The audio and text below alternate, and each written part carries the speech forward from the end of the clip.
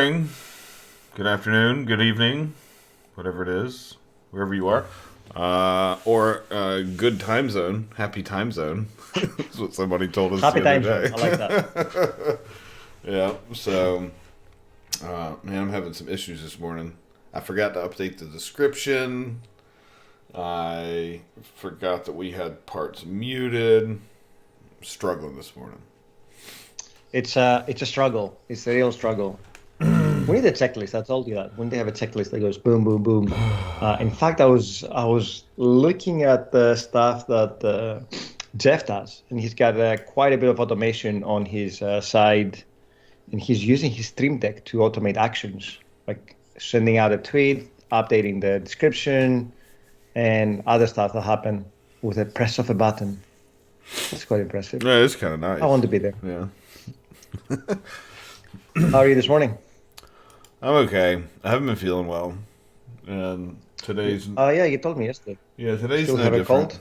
I guess. I mean, I think that's what it is, but this weekend is my son's birthday, so we're gonna try to figure out how to have Oh, a happy birthday. try to figure out how to have a COVID birthday.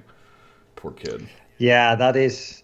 We did a birthday. Obviously, I have girls, so it's not the same. But we had a remote princess joining us to do some fun games online, and we had some friends joining on Zoom. So everybody was on Zoom, and we had princesses, Disney princesses, not That's the real cool. princess, obviously. We couldn't afford that. Joining us, joining us online to have a party, and it was okay. I mean, it's a very different experience, Yeah. but the kids loved it, and then we drove around giving out goodie bags to our friends. We were throwing them from the car, like flinging them out of the window. Yeah. Well, yeah, It's sweet. that sounds like fun. My daughter's birthday isn't until the spring, so I'll have to think about it by then. Yeah, hopefully by then things will be different, but who knows? Oh, dude, I just started watching Utopia on Amazon Prime. Have you watched it? Mm-mm. Have you heard of it? Mm-mm. Oh, it's very weird, almost like a conspiracy like thing where um, there's this comic book called Dystopia, and now the next one is Utopia, that it actually has reality elements. So the comic books are actually about crazy scientist that was releasing viruses left, right, and center. So it was very close to the bone. Right now, I don't know if the timing was the best for releasing this kind of TV show. It's quite gruesome, but it's a sci-fi adventure reality horror kind of thing, all combined in one. It's an interesting take. Like I don't think I've seen anything similar to that before. Sounds kind of neat. Uh, it is neat. It's actually quite neat. Although, as I say, just because it comes very close to the bone with the current situation, it's like don't get into this conspiracy thing. It doesn't exist. It's just an illness. But um, highly recommended if you want to watch something these days because we run out of things to watch. Can you believe it? I'm looking at Being it. stuck inside. So, That's the one. what the hell? Come on, Amazon. All right, I Utopia, know. That's the one. a Conspiracy conspiracy thriller. There you go. thriller. I thought that was just QAnon. You just scroll through Twitter. That probably does get too close to the bone. It does get too close to the bone. Like some of these things, like I don't think they're like they've definitely taken elements from reality. That's sort of like Handmaid's Tale. We've been watching that, and You know what? I am scared getting into that. oh look, it's Can you believe it's in our watch list already. it? See, is it automatically or did you do it yourself? Huh? The watch list. Did the watch list happen automatically, or did you manually go and add it to your watch list? And we must have added it at some point. It's already on there. Okay, that's good. I mean, it's definitely worth it. And John Cusack is playing on that one. Yeah, that's cool. Oh, interesting. He's back. He hasn't done anything newsworthy for some time now. Yeah. Apologies to all the John Cusack fans on the stream. Excuse me. So Fun times, man. yeah, I have to Hey, check we it have out. some announcements today. Yeah, so I think the big one was, at least the big one I saw was it Duend? Duende. I don't know how to pronounce it. I'm probably gonna butcher I it, think it's but Duente because it's Spanish. Brock Allen and Dominic Bayer have taken Dominic Bayer and Brock Allen have taken Mm-hmm. sorry. Their identity server private. Yeah, they've taken No, Identity sorry, Server not private. commercial. So, Commercial. which is Okay. awesome for them. I mean, that's we hear a lot about open source burnout. Open source maintaining is difficult, and Mm-hmm. um, and so they've formed a company around it, which is just awesome news for them. And of course, Identity Server is pretty amazing if you're building your own IDP or your own token service, and or even if you're integrating with a bunch of different identity providers and you want to do it Is it yourself instead of using is it something. .NET only? That was the question. Like I haven't used it before, but is it only for .NET? I suspect that as an OAuth compliant service, it works with everything else, right? Well, yeah, I mean it's not really a service. I mean it's a service that it's a set of software to build your own STS. So if you want to build your own token system, your own token service, Right. it's a bunch of packages for doing that on your own, building it into your app. Gotcha. So, but no, congrats to them. That's awesome news. So So no more open source. Is that it? no, it'll still be open source, but I think they said it's going to be a reciprocal public license. So it's Ah. I think it's essentially paid commercial. So Right. if you're building a commercial project with it, it'll be paid. Although the current version, the version today, the current version today is still open source. Obviously, it's just future versions won't be. Well, they will be, but only for future ones are where the license change happens. So, but Right. that's awesome for them. So I think Good for them. I'll be curious to see how much things change in the broader open source sort of community around sustainability because, sadly, as popular as open source is, there just aren't that many people supporting it. Hey, did regarding open source? I saw quite a bit of a backlash from the open source community regarding Hacktoberfest. Have you heard I anything? saw that too. Yeah. Well, It's insane, right? I think we're ending up with a bunch of Spam PRs. spam PRs. Yeah. So Yeah, which is not good. yeah.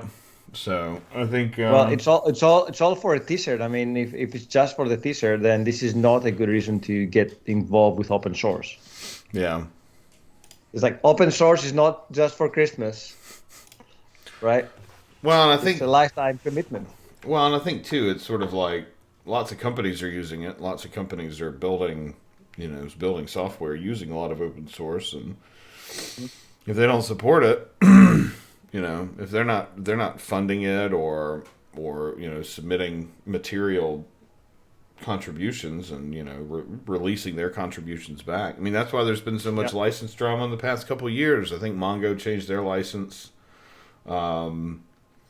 I think Redis, at least there was a lot of discussion around Redis changing licenses and stuff, just because, in some cases too, cloud providers are taking, it's stuff that's MIT licensed or BSD licensed, and they're wrapping it up and selling it as a service, and in some cases not contributing any changes back. So there've been a lot of discussion about it. I don't really know what's going to happen. I'll be curious to see what happens long term.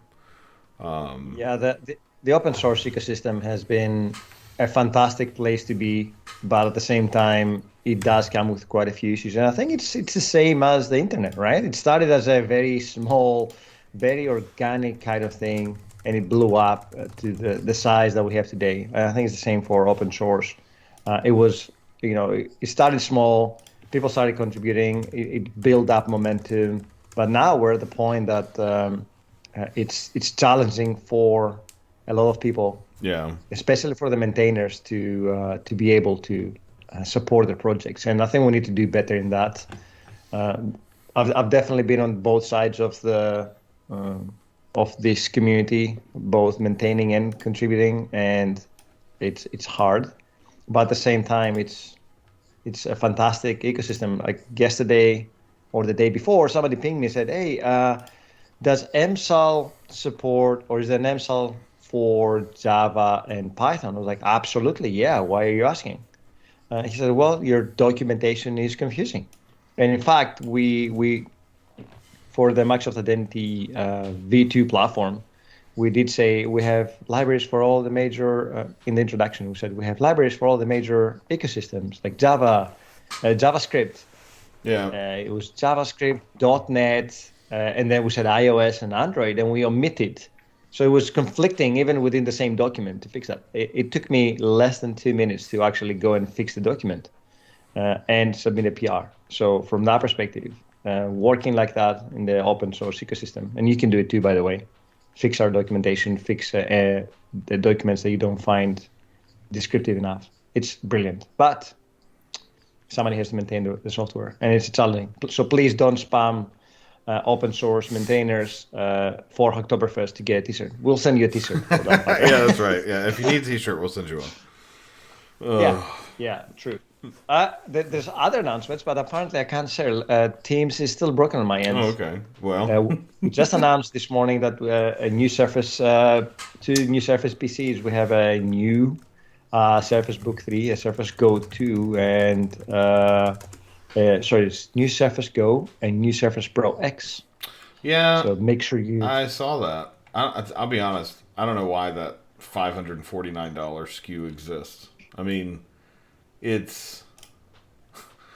should be either 300 or 900.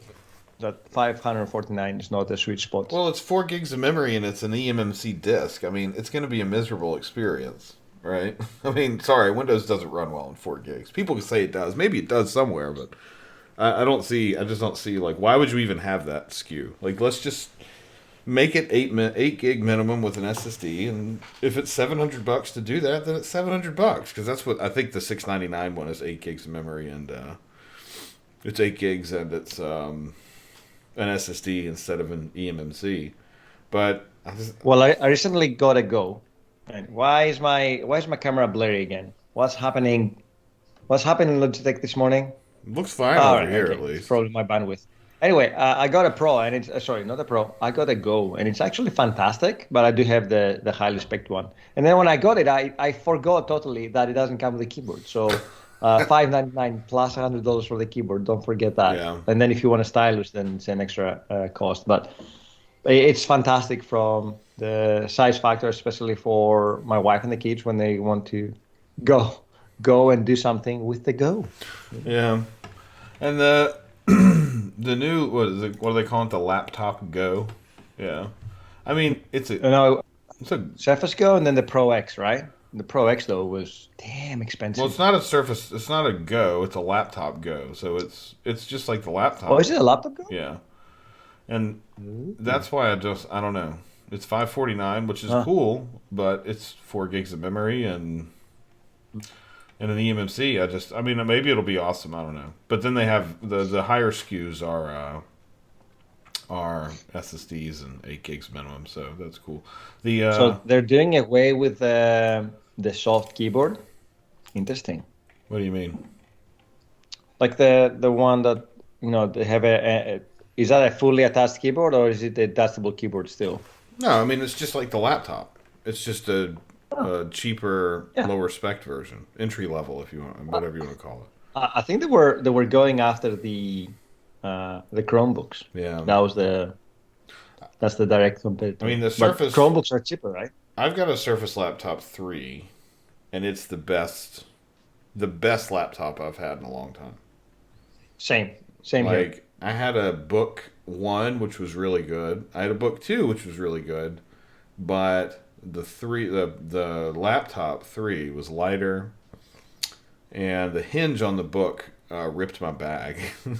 So I was always worried it was going to fall out. It was the hinge, which was a problem. Second, the reason why Surface Books were a little bit annoying was unless you actually detach it frequently, then it's a very top-heavy device. Yeah. Because and it's heavy in general, whereas the Surface laptop is absolutely brilliant. I have the 3 and I couldn't be happier. Yeah. And by the way, I have a MacBook. I have 2 MacBooks. I have a Go. have some iPads. So it's not that I am favorable to Microsoft because I don't have other software and hardware. Well, so I bought the 15-inch laptop 3, but it was the AMD one, and I had a bunch of problems with it, so I took it back and got the Intel one. So the Intel one has been excellent, though, and when I was traveling, it was what I was using all the time, and I decided to get a Pro X at the same time. And the Pro X is great for a plane, for watching movies, but I found that you could do quite a bit with it beyond that, too, and the cellular in it was nice, so...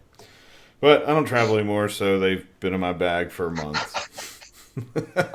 See, all this traveling gear and nothing to do with it. I know. Good morning, Code with Sean. Yeah, good morning, Mr. Sean. I suspect it's Sean Yeah. Because it's in the name, but I could be wrong. Now, so this was one of the announcements that I wanted to talk about. The next one is custom administrator roles in Azure Active Directory.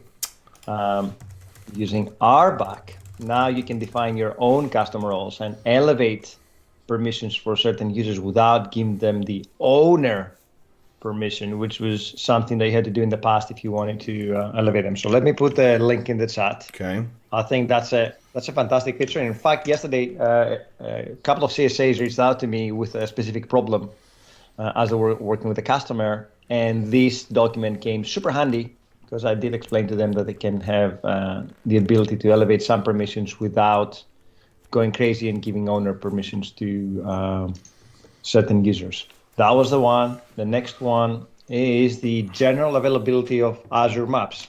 People were like, what? What are you talking about, Chris? This is nothing to do with Azure AD or whatever, but it does actually, because Azure Maps now integrate with Azure AD. Oh, which means that you can secure and bring enterprise level security and RBAC into your Azure Maps access, which is brilliant. Well, that is pretty cool. Yes. I mean, if you have to, you don't have to use it, but it does help you. And then they also added support for Power Apps and what have you. So that's also pretty good. I wonder what kind of what kind of roles would be available for Azure Maps. I wonder, like, is it for connecting to the service? Is it for it's a data reader? Interesting. Data contributor, and then they have custom role definitions. Interesting. And they even added support for Manage the Dentist. Did you see that? So, that's cool. It is. You can, if you only do like, let's see, reverse geocoding, that's a read. Or if you're doing rendering of a map, that's a read. Oh, that's super cool. Because, now you don't have to have a full, sort of full access if you don't need it. That's cool. Exactly. Yeah, that's nice. Yeah, so I like that. I've never used Azure Maps, but... No, I haven't had a chance to use it yet. Yeah. Maybe we can add it to Thrazman. Like, what are my resources? And delete. We know, actually, that's an interesting thing. So one of the other things, remember you and I talked about this a while back, right? Was doing, like I've got a bunch of code for capturing ADSB data from airplanes, right? That comes off the antenna. And so like this, this thing sits outside, whatever, but it produces a map and you can use Bing Maps with it. But I thought it'd be kind of cool to like have like an aggregator where other people could push their data.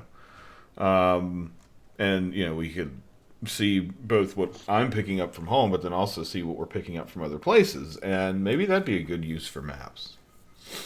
You're getting into dangerous territory now. It'd be kind of cool. You have all these crazy ideas. We just need to find time to build them. I've got the domain name. That's what counts, right? There you go.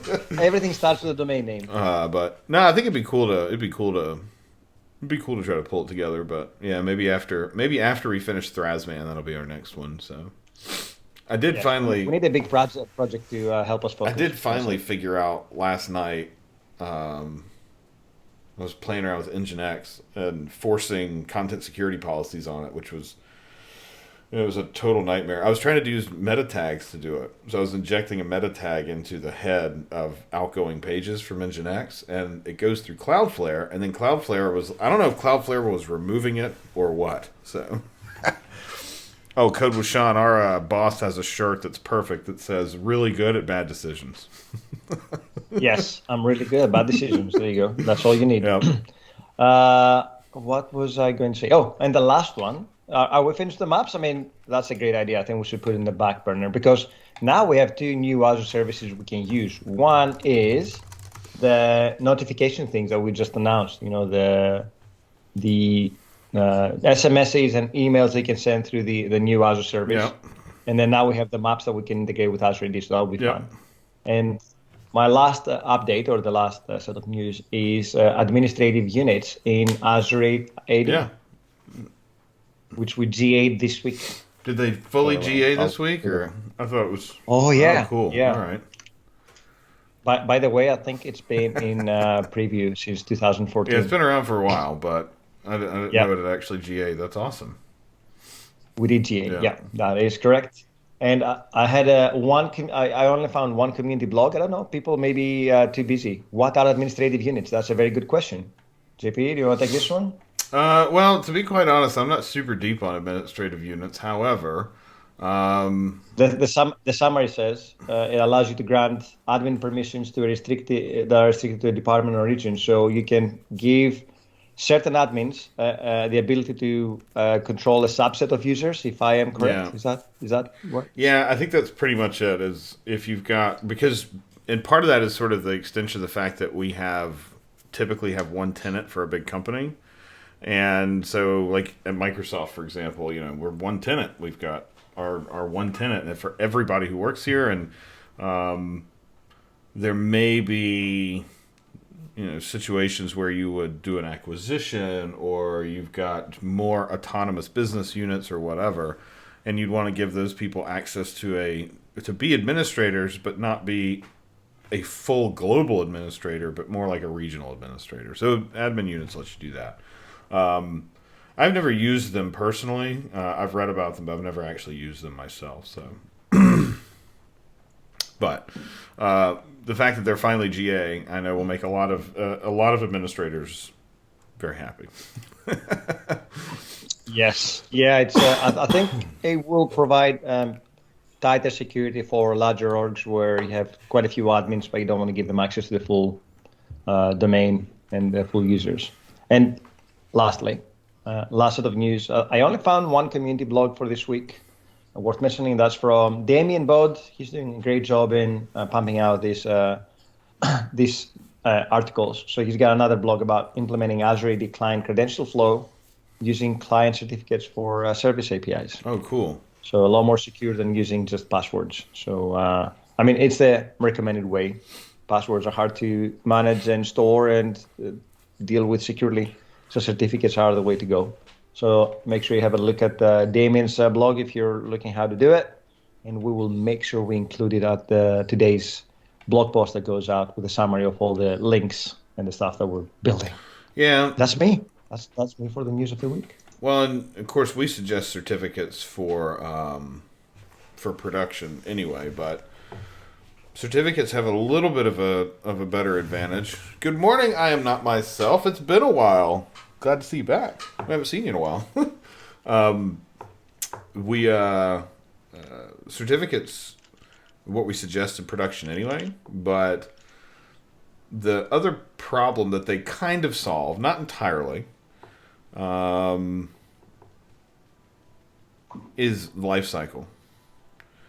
So, I totally understand. Very busy on a project, yeah. Totally get it. No judgment. It's a safe Yeah, space here. no, We're a no family. judgment. Yeah, I totally can understand that. We just missed you.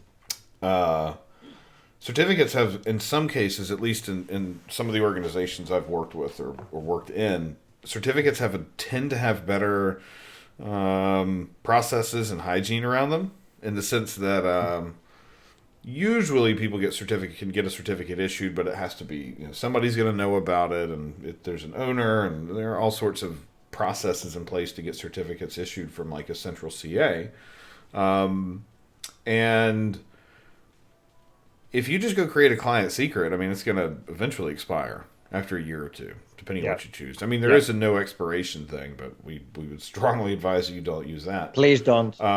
But certificates are a little bit different. So if you already have to deal with certificate renewal for other things that aren't Azure AD, and so adding those into your existing flow, if you're doing any sort of CA issuance on-prem, at least it makes it a little bit easier to know when certain ones are going to expire, that apps need to be updated, or key vaults need to be updated in this case.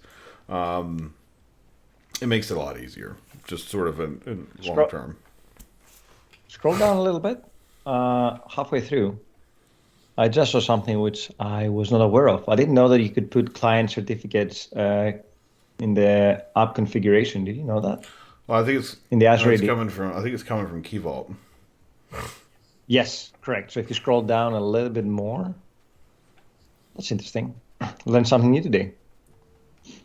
It's probably halfway through. There's an Azure AD configuration for the API, and inside the Azure AD there is a. I think it's slightly further down or further. No, I think it's further down a little bit more. Okay. There's a way to spin up. No, down, not up. I'm going down. Sorry, my depends on what I'm looking, whether the stream or Teams. There you go. So the Azure AD configuration there, you see there's a section that allows you to pass directly the key vault and the key vault name. Suspect that it's using masked identity to reach out to the key vault. Yeah. That's very nice. Yeah, it's cool. Loving it. Yeah. Oh, look. And Yeah, there's and the if default scope. you guys are working on something interesting, let us know so we can share with the rest of the community. Yeah. We published a little bit of info yesterday about Scopes. about scopes, and in particular the default scope in Azure AD, which we talked about a little bit last week too. But the whole point of the default scope and when you should use it and why you have to use it is all out here. And so feel free to go take a look. I finally figured out how to get GIFs into dev.to, which I'm excited about. Oh, you did? Yep. What's the how do you do it? You download the GIF to your machine and you upload it. You upload it to dev.to. So As an image? yeah, so that's a 3.5 meg GIF. So sorry, I feel bad for your mobile bandwidth if you're trying to read it on mobile, but it was just too good of a GIF. I couldn't not put it in there. So No, I loved it. It's very well placed, and I think I use the panic. It's a slam dunk. in fact, I have to give Use that. a talk in a couple weeks about user consent. So maybe I'm gonna have to put this GIF in the deck. You should. Yeah. Yes. So maybe put some. Talking about talks. Yeah, we have quite a few things coming up. Like we have 2 podcasts recording today and tomorrow. I have a conference tomorrow, which means I have to get up at 3:30 in the morning to do my Q&A and make sure that I'm there to support my session because it's Kiev time. So if you're located somewhere in Europe, then make sure to join the MS Stage conference. I'm talking about an introduction to the Microsoft Identity Platform. Probably not for our existing audience here because most of the people who are tuning in are more or less aware of the platform. And then next week I'm also doing so ironic, but I'm doing a Hacktoberfest talk for a big Scottish team. No, I'm not in Europe. I used to be in Europe. That's why people tend to reach out to me and say, hey, come and do a talk for us. I'm like, yeah, that would be 8 hours difference. Let's see if we can make it happen. So I'm doing the Scottish Hacktoberfest conference where I'm talking about getting started with open source the right way, not spamming PR contributors and why you should be involved with the open source community. And I think October is ramping up really fast with events and activities and user groups. So we'll try to maybe make an announcement next week with all the upcoming events if you want to join us live outside the stream. So many exciting things. But it's properly distanced. Yeah, it's properly. Although I did see a friend of mine, Sander Hugerdugen. Yeah, that's a weird Dutch name, but he is a prominent keynote speaker, and I met him through conference and stuff when I was back in Europe. This guy is amazing on stage, and he did say, I missed the stage. And today I saw one of his Instagram pictures where he was actually keynoting at a conference, and there were about 20 chairs in this giant hall, all properly distanced, about 6 feet apart. And it made me smile a little bit because it must have been a weird feeling. He usually keynotes for 1,000 people, for example, and now he had 20 chairs in front of him, and he was on stage. He still loved it though, so it is what it is. Yeah, I miss conferences a little bit. I'm not gonna lie.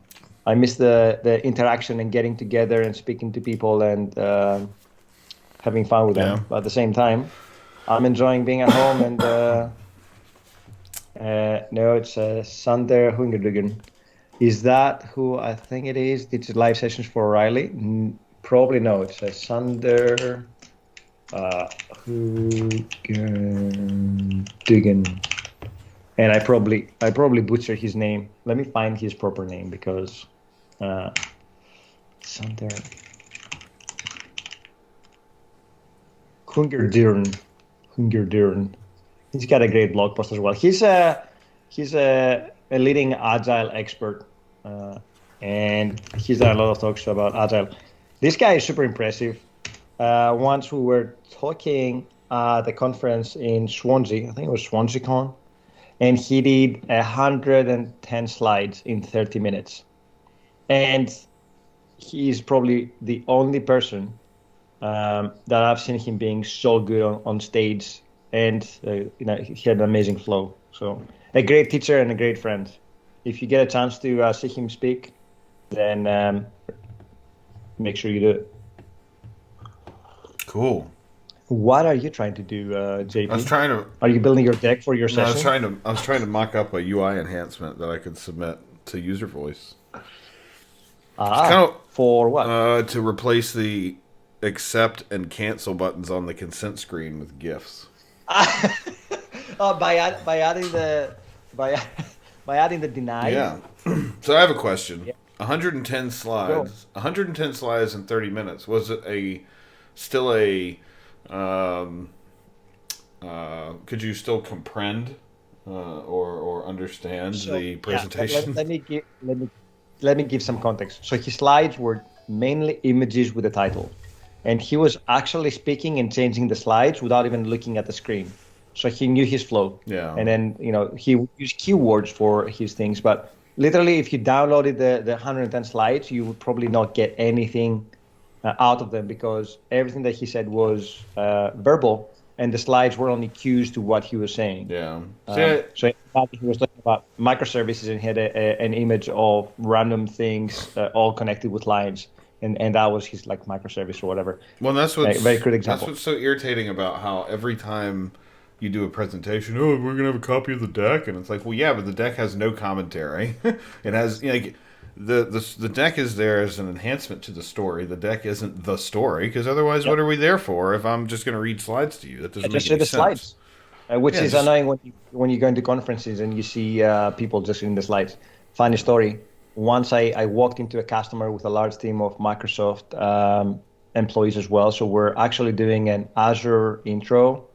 I don't know if you've ever seen through those where somebody rolls up with 500 slides in one deck, and yeah, the guy that was presenting it actually read every single line on the slides, and he added no additional context. yeah, that would And hurt. I was in there for 7 hours. Like that was a colossal waste of my time That would hurt. and the customer's time. Yeah. Now there's a I did a lot of public speaking prior to joining marketing, where I had to cut down a little bit. But I got to the point that I would just roll into a conference without any slides and just do demos and talk about the subject. But Yeah. apparently, and correct me if I'm wrong, not everyone enjoys these kinds of talks. Some people actually like slides.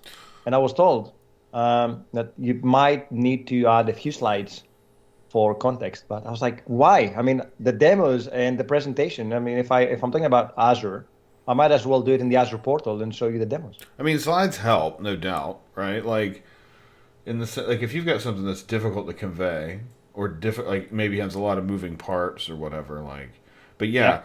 I mean, I would go do those like EBCs or big customer getting started things and do demos and get a Yep. whiteboard because Yep. especially because cloud isn't one size fits all. And so one day you might talk to a company that's 200,000 employees and they've got 50 business units around the world and none of the business units talk. And then you go to another company the next day, and there are 20,000 people, but they're all under one massive organization, and it's just things never work the same way. And it's much easier to do a lot of listening and then start talking, right? So God, that was the biggest secret while I was consulting. You walk into a customer, and usually there was a scoping call, right? So I would call the customer up prior to getting there. Like, what do you want to discuss? So you want to discuss about storage? That's brilliant. Is there anything specific that you're trying to solve?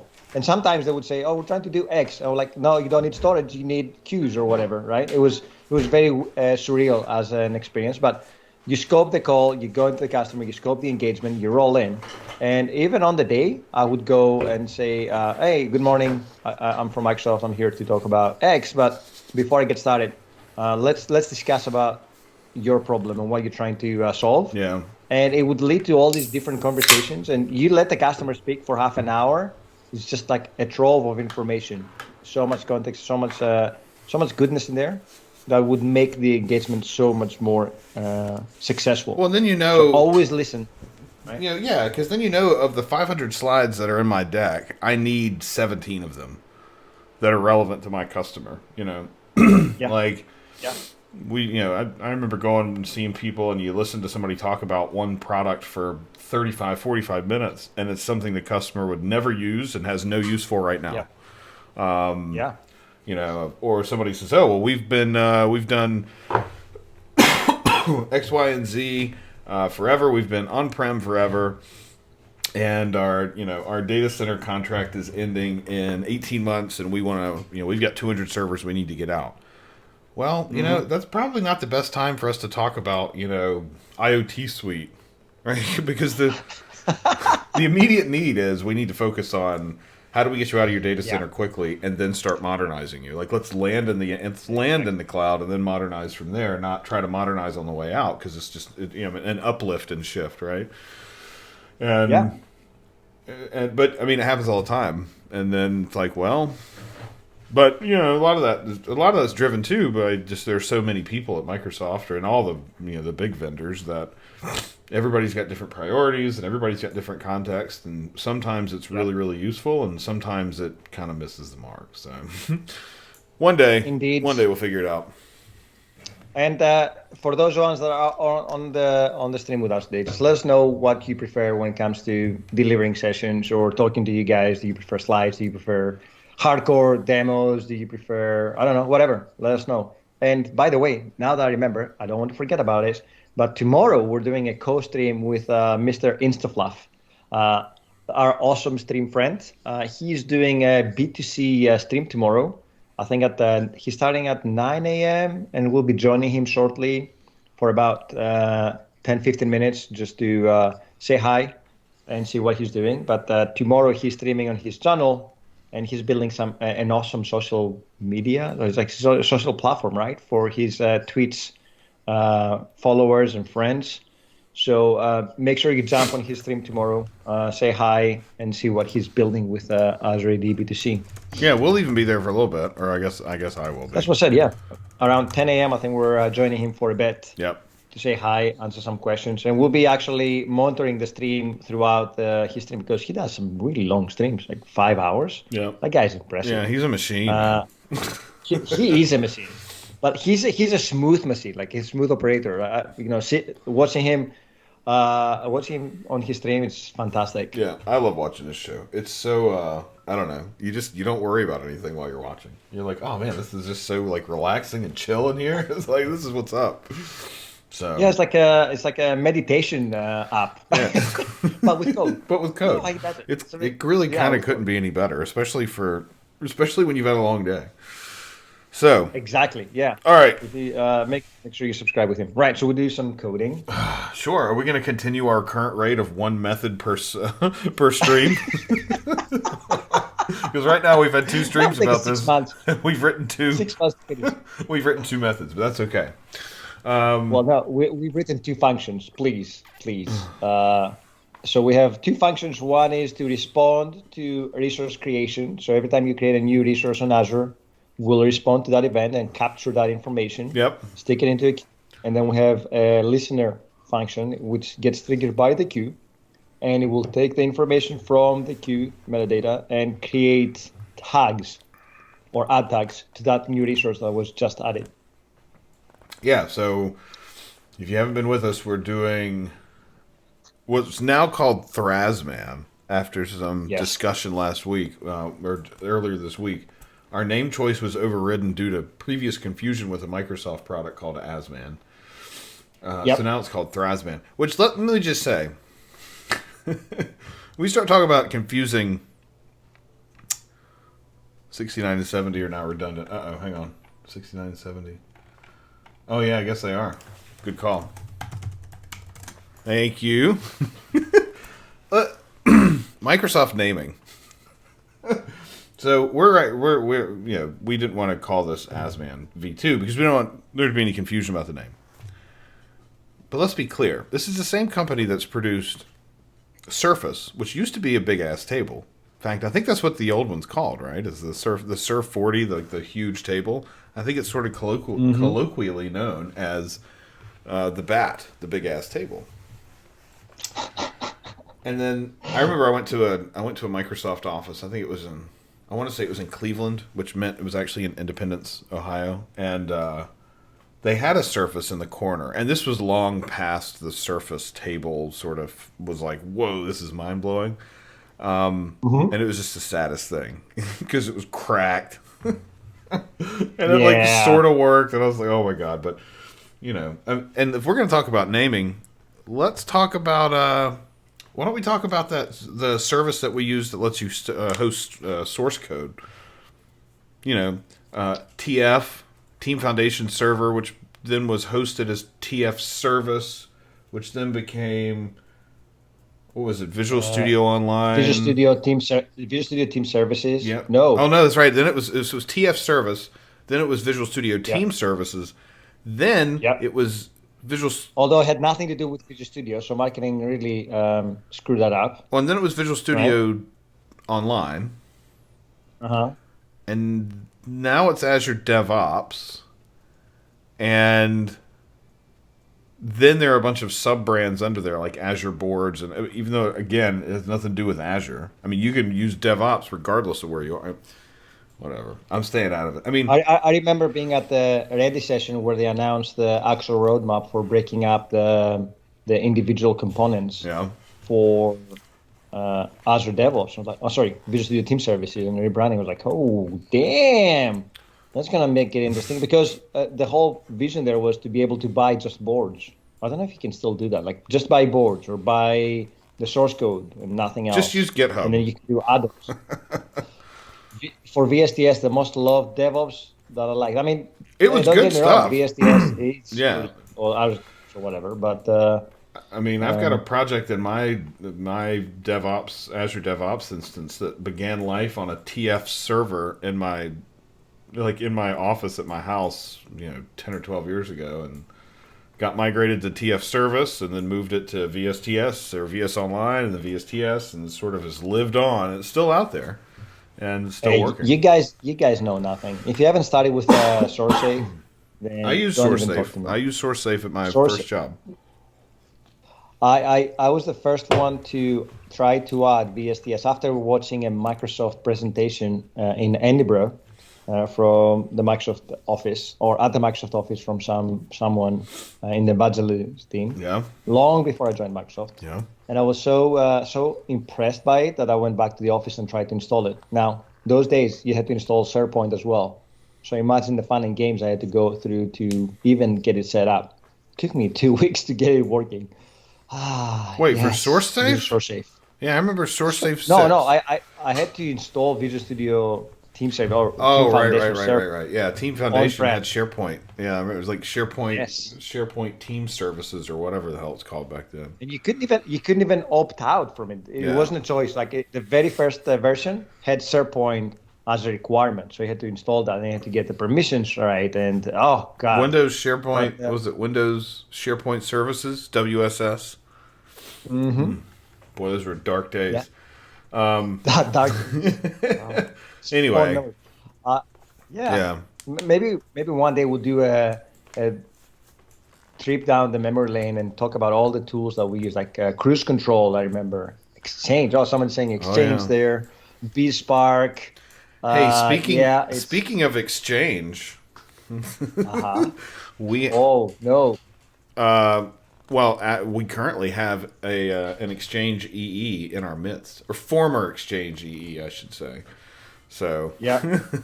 one of our buddies here was an Exchange escalation engineer for a while before he came over to the cloud side and started hanging out with us. You So managed to leave the dark side. That's good. yeah, so Check out Bolt.io saying, it annoyed me that on-prem TFS was renamed to Azure DevOps. Now imagine having this kind of conversation with customers. You yeah. should install Azure DevOps on-prem, and they would just look at you with these very confused eyes. Like, what is this guy talking What do about? they How can I install Azure DevOps on my local, what do they call it? on my local on-prem environment? Azure DevOps Server. Yeah, how can they get the name so wrong? But from all the products I got the chance to work with, I think the most tragic one was Visual Studio App Center. I don't think I ever actually used App Center. It had so much potential, and then it didn't, and then it died. What was it? So App Center was the equivalent of Azure DevOps for building mobile apps and deploying them and testing them, and also distributing them. So the idea was it would come with a source So hockey control. app, basically. It was, yeah. It was the iteration of Hockey App. That's what became after we acquired Hockey App. Then we rebranded it to that, and then they brought the Xamarin Test Cloud into that product, and they bundled it. So it was supposed to be the one solution for all mobile apps, because it would also do distribution. It would allow you to do tested, like yeah, it's exactly like Hockey App. You're right. Which is now Publishing as well, now it's but just App man, Center, right? now I think it's dead. As in, it's still out there, but they're looking for a viable replacement in taking features from there and adding them to either GitHub Actions or Visual Studio. Sorry, what's the current name? Azure DevOps. Well, so Yeah. hang on a minute. So if I go to What do you mean, if I go to appcenter.ms, Yeah, it's actually frozen in time. There are no new features. The whole PM team was let go. so how do you And so how engineer. do you do like how would I do like private releases to like I mean we get a lot of our beta apps through there. How would we do private mobile like how would I dog food mobile apps if I don't use App Center? What else would we use? What do we use internally right now? App Center. We have That's where all of our dog food apps are. we have Test Flight, and then we have App Center. Yes. So for now, it's still there, but I think the plan is to try to replace it as soon as possible. Interesting. Yeah. Yeah, I know. Anyway, all right. So, Tragic. all right. Let me get my OneNote up. Let's see what else we have to do. We now have. What if Should we deploy? I guess maybe we should you start deploying this, or still using the Hockey App DNS under the hood? Oh, check that out. oh, Corey Cole. speaking of which, Corey Cal mentioned the Uh-huh. Xbox naming, and I saw an article. Oh yes, God. I saw an article So many people yesterday. order their own ones, right? Yeah, yesterday apparently Xbox One X, so like the current Xbox. Apparently yesterday or whenever pre-orders opened a few days ago on Amazon, it's Xbox One X is current and Xbox Series X is next, is like the next version, I guess. And Right. Amazon's like charts of, you know, like top selling things. I guess the One X was on there. The One X was like the super high one, so Yeah, I am not surprised. oh my god, an Xbox One Series X on the contest. Oh my god. I haven't pre-ordered one because I didn't get up early enough. Or no, we were streaming, so it was Tuesday at 11 a.m. and so we missed it. It was. And Yeah. so I'm gonna have to. I guess I'm gonna have to order one because I don't know. I don't get to play mine very much anymore. But Tony Hawk just came out, and I was like, "Oh, this is so much fun!" So I played Tony Hawk the other day, and of course, there's Hey, still Forza. one game at a time. You got Flight Simulator. You got a brand new graphics card just for that. I think you should focus. Remember? Remember the book. Focus. I can't focus on anything anymore. I mean, Honestly, if it wasn't for the fact that you and I do this twice a week, I wouldn't even know what day it is. Yeah, that's the only thing that's keeping us straight, right? Yeah, I mean, I might get up, take the kids to school. Oh, somebody says it even went through the legal team too. That is insane. How can we screw up naming so badly? Like, I think Xbox One has been on the name for what, 4 years now? Yeah. JP's never satisfied. Oh, I wouldn't say that. I won't dignify He's, that. I won't dignify that. What? Come on now, you two, ganging up on me. This is he's easily satisfied. He's easily satisfied, based on my experience. start. But you guys probably know him better than I do. Well, no, they just hear my. They get to hear the unfiltered rants. So, you know, when something like me last night when I was being a grumpy old man. Yeah. Well, speaking of being a grumpy old man, I guess both of us. We got an email yesterday saying, "I wonder if TikTok is something we should start to engage on." And I'm like, I'm not a very good dancer, so No. I don't think anybody wants to see me try to dance while talking about, scopes and tokens. That would probably end poorly. Maybe that's the way to appeal to 23-year-olds, JP. Maybe we could. I mean, maybe we could hire somebody to dance and talk about tokens, or find. I think the overlap of people who are good dancers and people who talk about identity stuff. I'm sure somebody's out there, but I think the Venn diagram. That Gantt chart will probably look like this. Yeah, that Venn diagram is fairly. Venn diagram. Yeah. There's no overlap. Yeah. So, anyway, all right. Let's go build some more stuff. Maybe we'll get one method out. Speak for yourselves. I got moves. Says, well, we gotta see him. And if you can talk about... Yeah, that's you, man.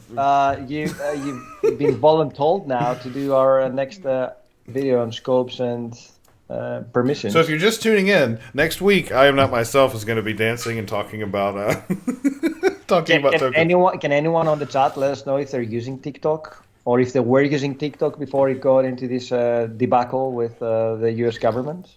Anyone? I think the thing is... Like, I haven't even downloaded it. I've seen some random clips on Twitter, but I never felt the appeal. Well, so when I was visiting my sister-in-law and my in-laws over the summer, my 9-year-old niece loves TikTok. But I'm pretty sure she doesn't care about identity-related topics. Which maybe means I'm not doing my job, but I'm kind of like, I'm on vacation. And she doesn't care.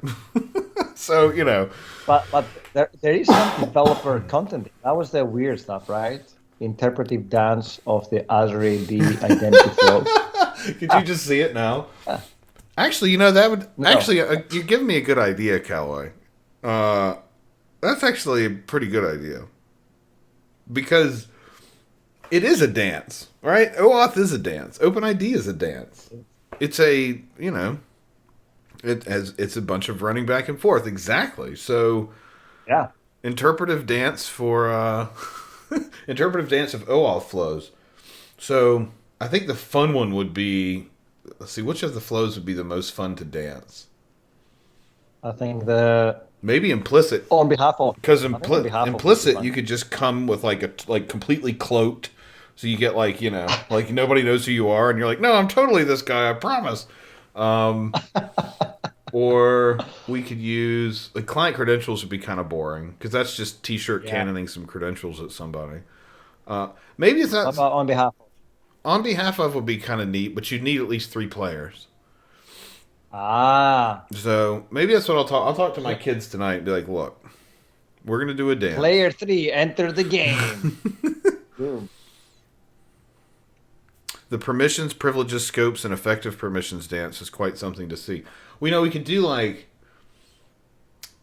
could do that, some background music, have somebody running, right? So like a track star or something, and he's got his permissions or she's got her permissions, and they start running, and they jump over a hurdle and everything's good, and then they jump over another hurdle and everything's good, and then they start to jump over the other one and hit an absolute brick wall because the hurdle turns into like a stone-faced wall. That would be great for scopes and effective permissions. Because you didn't request the right scope. Yeah. I mean, I think it's great. Maybe this is what we should do on TikTok. I think we're done here.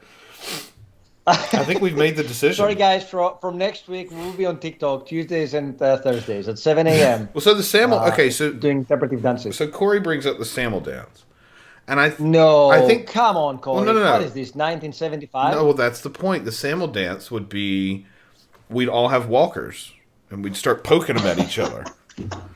And then when we finally got together, we would just be super, super verbose and talk forever. You could set up Tinder profiles for the scopes. Oh, God. This is next level. Oh, this is fantastic. See, we're going to go do this. We're going to be on. We're crowdsourcing. We're going to be on TikTok with the. We'll be the nameless, faceless folks that run the 425 Show TikTok account. I feel like I need to go grab that now before somebody else does, but that would require me signing up. So anyway, okay, are we going to write code? Wait, can you even sign up now? Or you can VPN into Europe. Hey, I've got a subscription in Azure China. We could use that. Aha. We could use that if we can't get around it. If it is blocked, I don't think it's blocked in the U.S. I just thought they were taking it out of the app stores. Right. Okay. Okay. Also, you can't download it fresh, but if you already have it, it's working. Is that it? I think so. I mean, Wow, that's a weird kind of a blocking. let's see. I want us to build a great wall of the US in terms of apps, or the Great Firewall, like China has, but in the US, Yeah. and just block everything. I mean, it still works. Oh, Bold.io is in the UK. Nice. We're from the UK. I spent 20 years in Glasgow, Scotland. So where are you from? Without giving out too much, obviously. Don't give us the full address. It's the internet.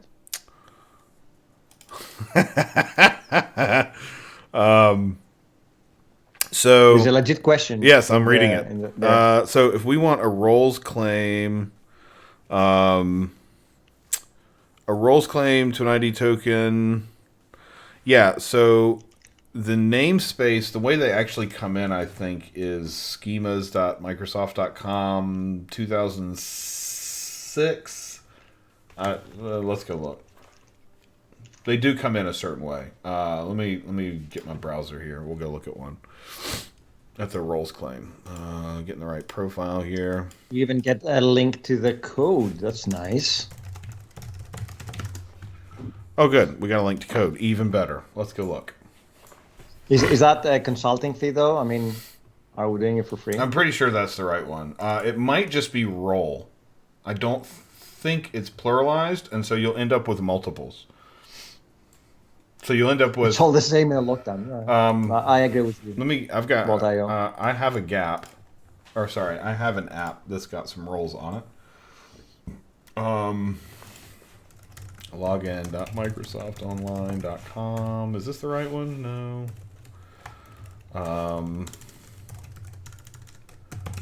Let's see. OAuth 2, v2.0, authorize. I need a client ID. I thought I had this in my notepad, but I don't think I do. Let me go get this though, because I can. We can take a look really quickly at how .NET or at how they get sent over.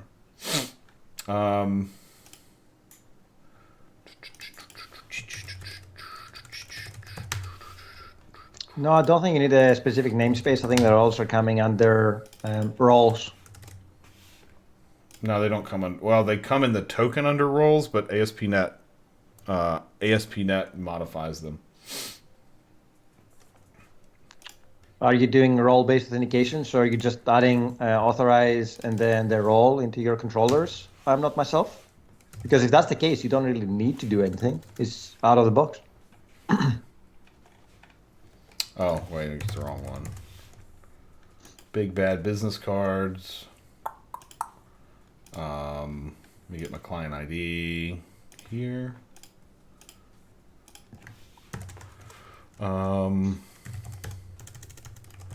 Response type, ID token, and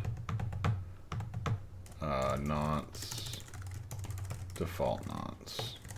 Will this be enough to get me in? Oh yeah, I need a scope. And scope.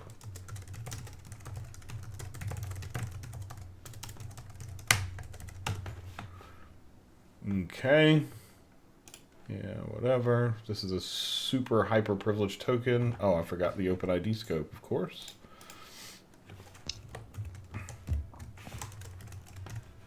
There we go. OpenID. Aha.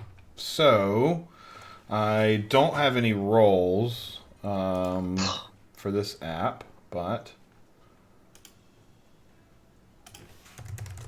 big bad biz cards. All I have is default access. So let's change.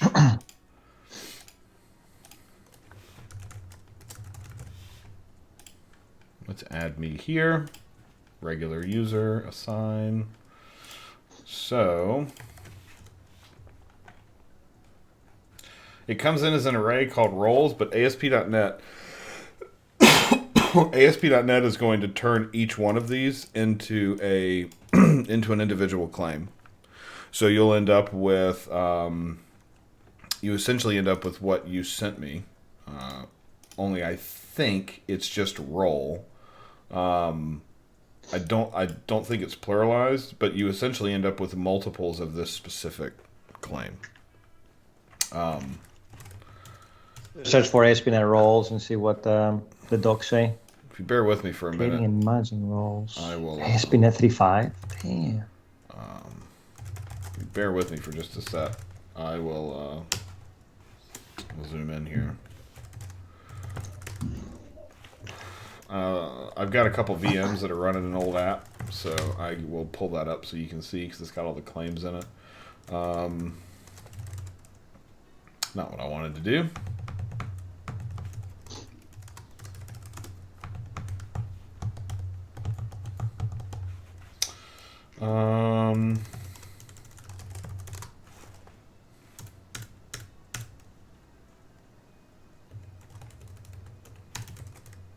Start all the VMs in that resource group, and in a minute or two, those will all be up and running, and we can go take a look.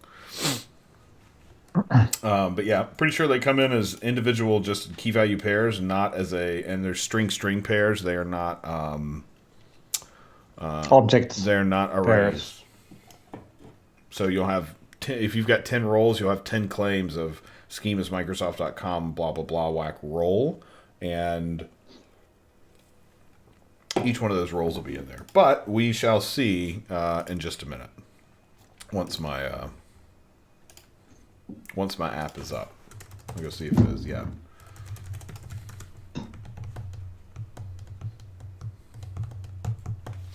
Probably take it a couple minutes. So anyway, while I'm waiting on this to come up, I'll just push this over here to the side. So we were building some.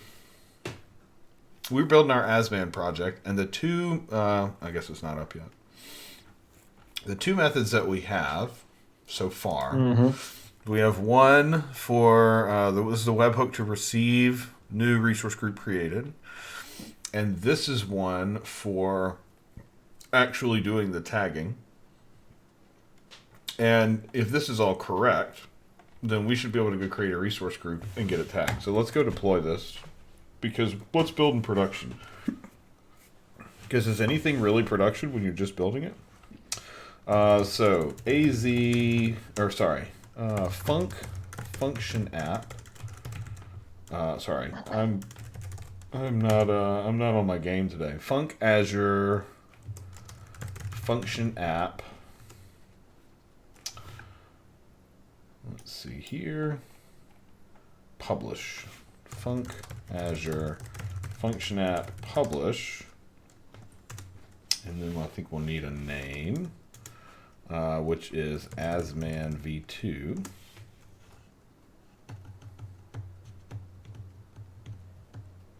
If all my contexts and things are still good. Let's see, that should start a build. Oh, good. It's asking me to authenticate. So,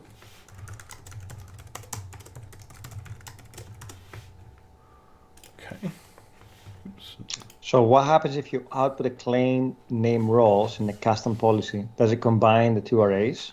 That's an interesting question. If you output a claim named role in a custom policy, does it?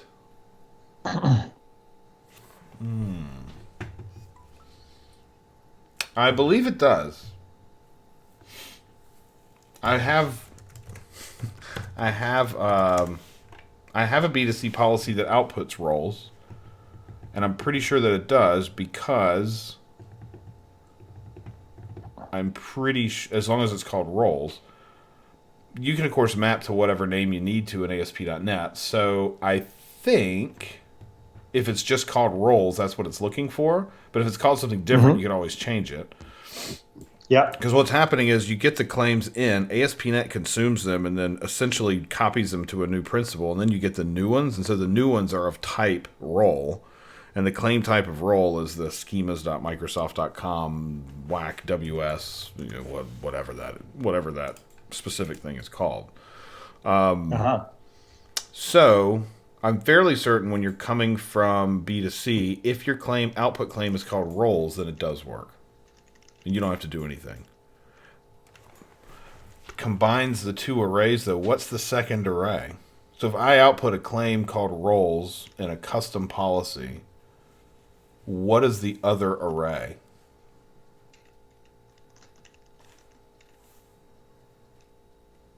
That's what I'm not sure about. Because my one array would be... My first array is my only array because it's the one coming from B2C. So if I wanted to add additional role claims after a user signed in, I would do that in ASP.NET. And that would be in the security token validated event. That's when we would add new claims of type role to that object, or to that user object, that claims principal. We'd actually add them to a new identity, and then we'd add that identity to the principal. So we'd have the roles that came in, which would be pivoted over to claim type role, and then we'd have any additional roles that we added from a database or whatever. So I can see, like in those two arrays, if you've got an array that's coming in plus an array of those that you want to deal with, you just add them all as key value pairs. So I might have 10 role claims instead of 1.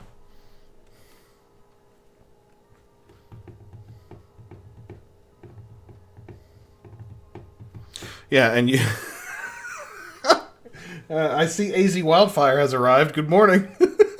Hey, our honorary third member. He was getting conditional access errors this morning and was complaining to me about them. And I was like, well, the conditional access is working correctly if you're being blocked from using corporate resources on non-compliant hardware. But, yeah, there are two ways to think about it, Bolt.io. Like, if you have B2C handle the roles itself, if you've got incoming roles from, say, Azure AD, so Azure AD is an identity provider in B2C.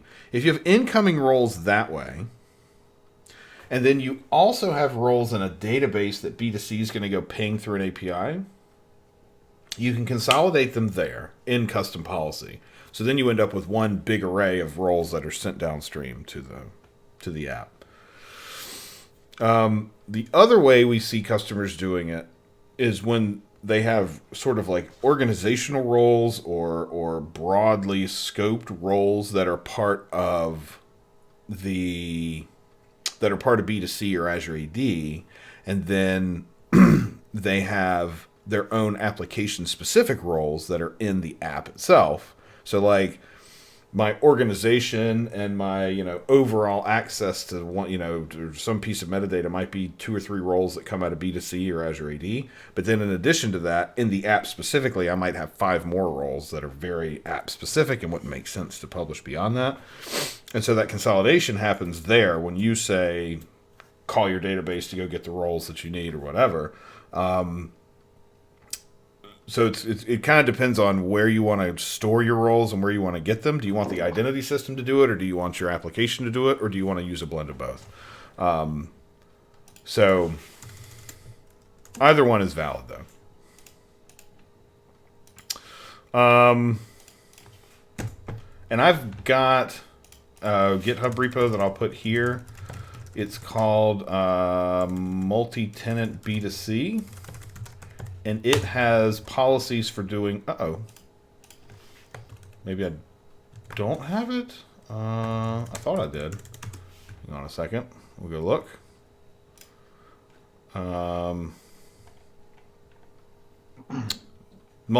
There was no dash. Multi-tenant B2C. This has a collection of policies in it specifically for doing home realm discovery, but also specific to adding roles. Excuse me. So, in our policy here, let's see, where is the role? Yeah, so I'm taking a role string and then consolidating the two of them together with a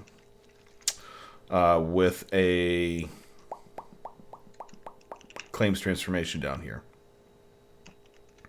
So, take a look at this and see if this might help, as a place to sort of consolidate them between incoming roles from Azure AD and roles from your application database, and then they get squished together and you end up with a whole set of roles. And here, I don't remember what the... I sadly don't remember what the URLs were to get to the right place in my app.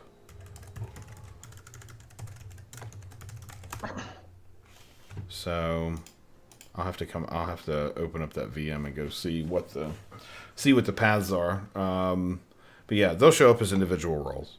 Instead of having a roles claim that's an array, you'll have 1, 2, 3, 4, 5 roles if you have 5 role claims if you have 5 groups or 5 roles. Sorry. Okay, so you want to take a quick break so we can go do get some coffee, get a drink, whatever, and we'll be back in 5 minutes. 5 minutes sounds good. 5 minutes. We might actually write some code today. 5 minutes. We'll be back. We'll see you at 20 after the hour. Hey, I enjoy the community questions though. I do too. It's that's awesome. The whole point of the community hour, right? No, hence the term. It's community hours now. It's even better. It's your hours. Just come and ask us whatever you want. Yeah. Well, no, whatever. I mean, you can ask us whatever you want. I'm not sure we can answer all the questions, but if it's identity related, we'll do our best. I mean, you can ask other questions too. It's just, it just depends on how offensive they are. I mean, AZ Wildfire is here, so for every other question about life and everything else, he can answer those. So. All right, we'll be back. Correct. We'll be back in just a minute.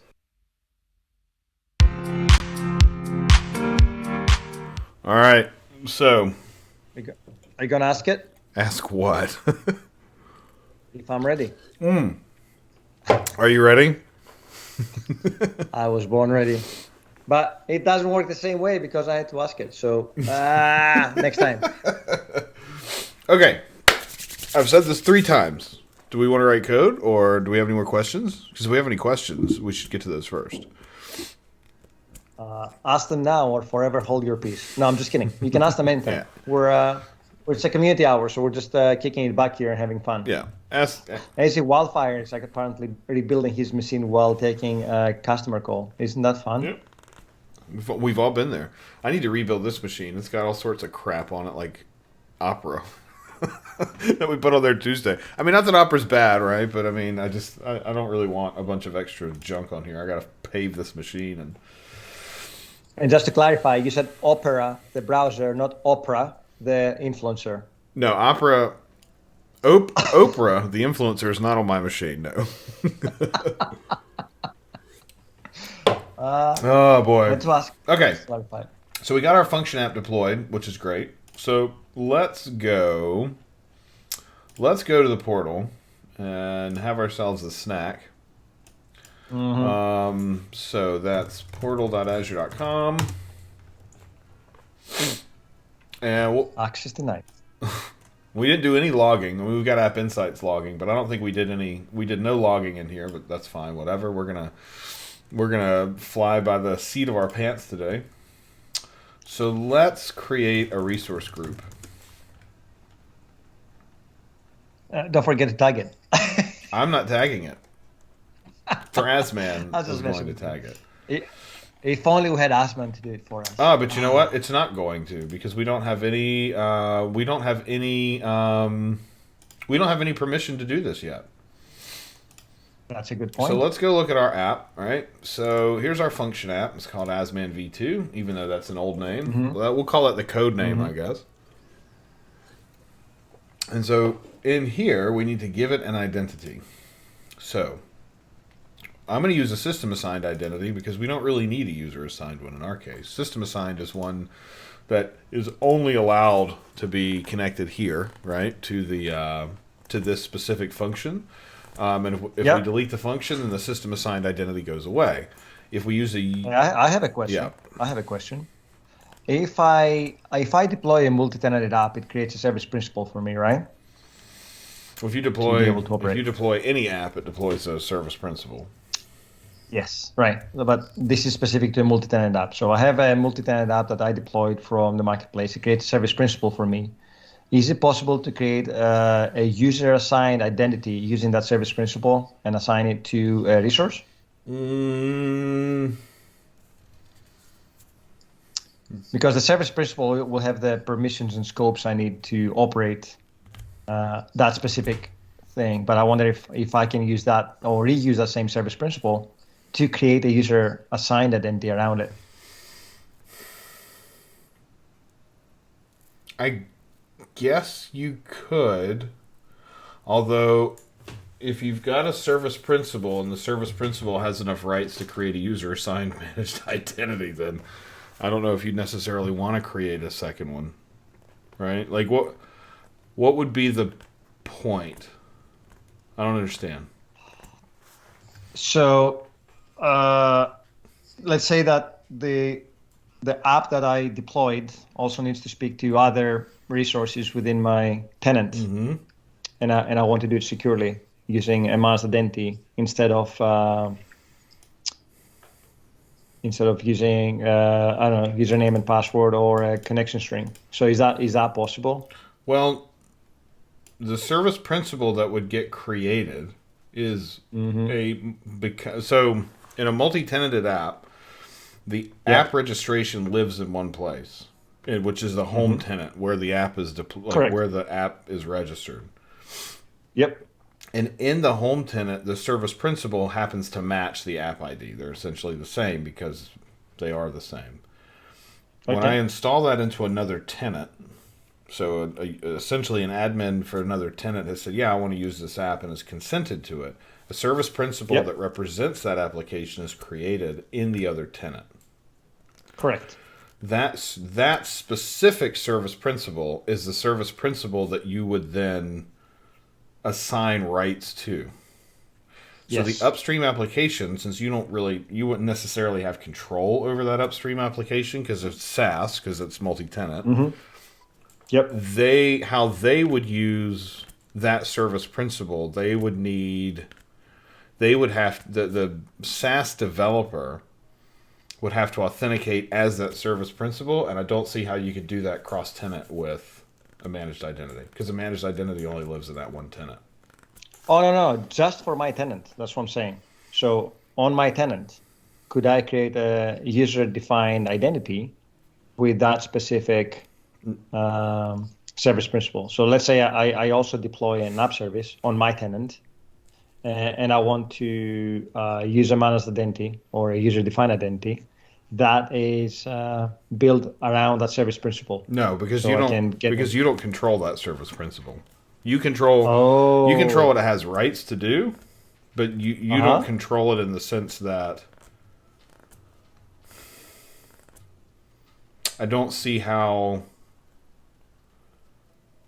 I don't see how you would use that service principal directly Right. because it's being Okay. used by the upstream SaaS app, Uh-huh. by the external SaaS app. The local Okay. service principal is primarily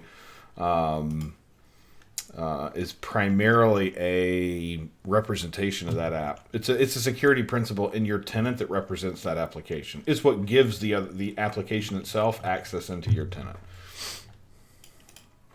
Okay. So, okay, so we've got our system assigned managed identity created. Now we need to give it permissions. Now, Yep. in order to, I want my whole subscription. Now you could also do this on a management group, if you really wanted to, or if you had multiple subscriptions. But I'm just going to do my subscription for now because I don't want any of the other subscriptions I have rights to suddenly blow up. And because we want to write tags, I'm ultimately going to have to be a contributor because we're also going to be deleting resources.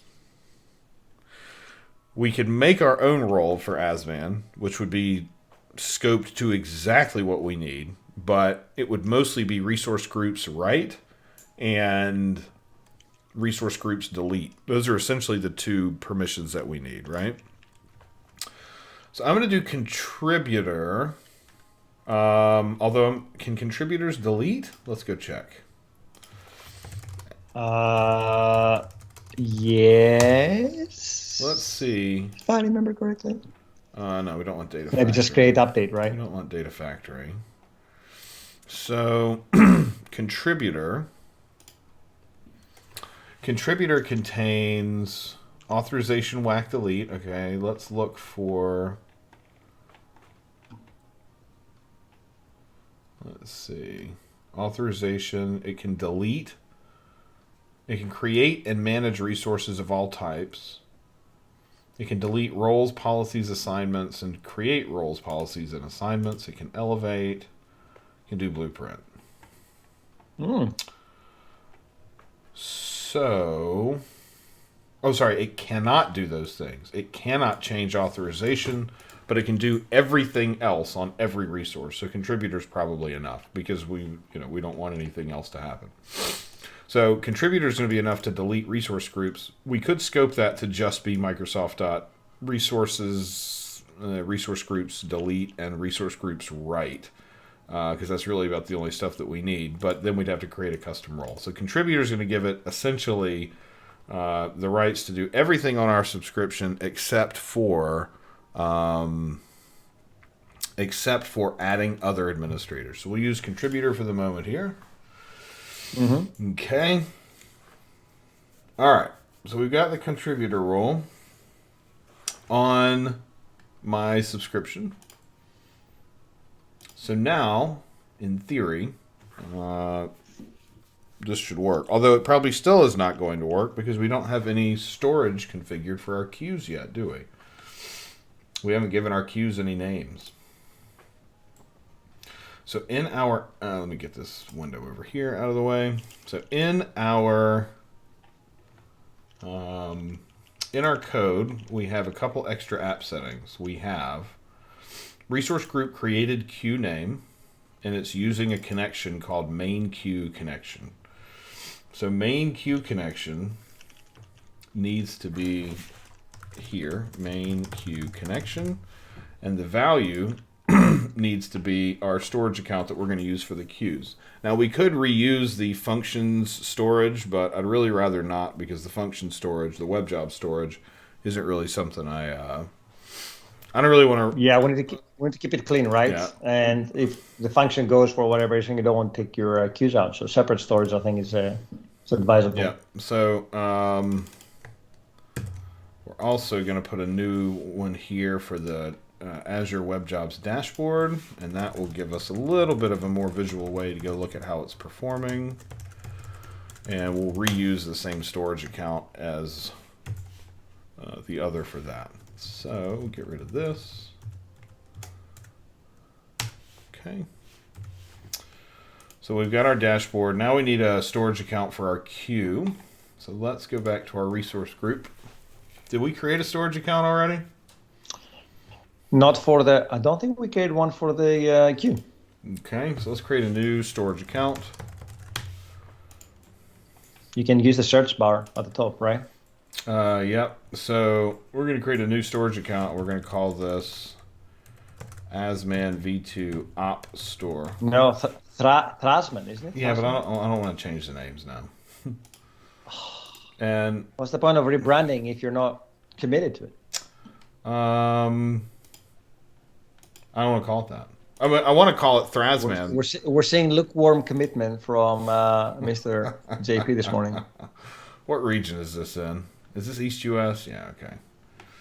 So we're in East US for everything, which is great. We're going to call this the op store for the operational store. We'll use storage v2. We're going to use locally redundant because we don't need to be more redundant than that since we're only going to run in one region. Okay.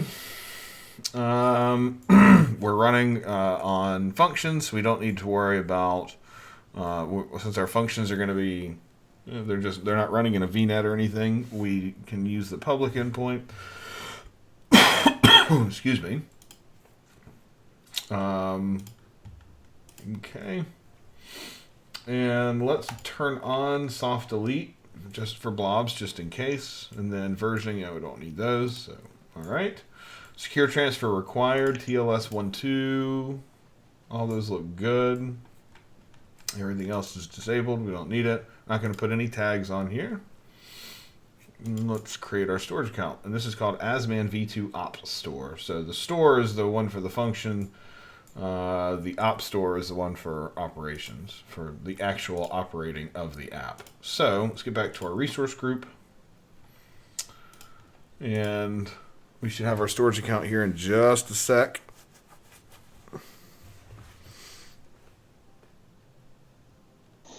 And then, I don't know. Maybe I can convince Corey to help me build a resource group template for this again, so we don't have to do it again. Okay. You can export a template, you know that. Yeah, but those exported templates they're good places to start, but they're not terribly. We'll clean them up. We'll clean them up. I put this. That's what I do anyway. Like I take the resource template and start culling it and cleaning out all the stuff I don't need, or make it more enterprisey and replicatable. All right, so I'm going to rotate my keys here since they were just put out there. So let's rotate, rotate, rotate. Cool, cool. I'm going to go copy these in another window. Since apparently I can't copy them from here. Actually, the other thing that would be cool, and we need to go and investigate this, is whether or not we can use Azure AD service principals to talk to our storage account, since we've got a service principal by virtue of having managed service identity. I don't know if that's going to work with the bindings, though. That is a good question. So we'll do a little research and see if that's going to work. Okay. So I've got my storage key on here. Let's go back to our config, and that's going to be our main queue connection. Okay, so that's in there. Our other app setting is resource group created queue name. And there's also a function, there's part of the Func API, or the Func CLI will sync your local app settings up, which we could have done that too, but... Correct. Anyway. It's part of the deployment process. You can opt in. There's a flag or a... How are they called? Are they not called flags? What are they? Options? It's an option to opt in for copying your local So what do we want to call our queue? I guess we'll just call it resource group created. Okay. So resource group created is our incoming queue name. Or sorry, it's our outgoing queue to go and be tagged. Okay, so we've got our two settings that we need. Let those update, which should reload anyway.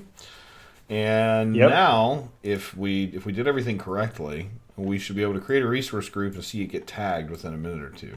Now, the fact that we haven't really run any of this yet means that there's a high probability that it's not going to work. Hey, what's Big up, Glenn? Big D Glenn? Good to see you. Thanks for coming, hanging out. Welcome to the Keeping party. the scene alive. Yeah. Exactly. Okay, so we got our settings in. Resource group created, a main queue. Those are all good. Let's see. Let's go into our functions themselves. Oh, we got a question. All right.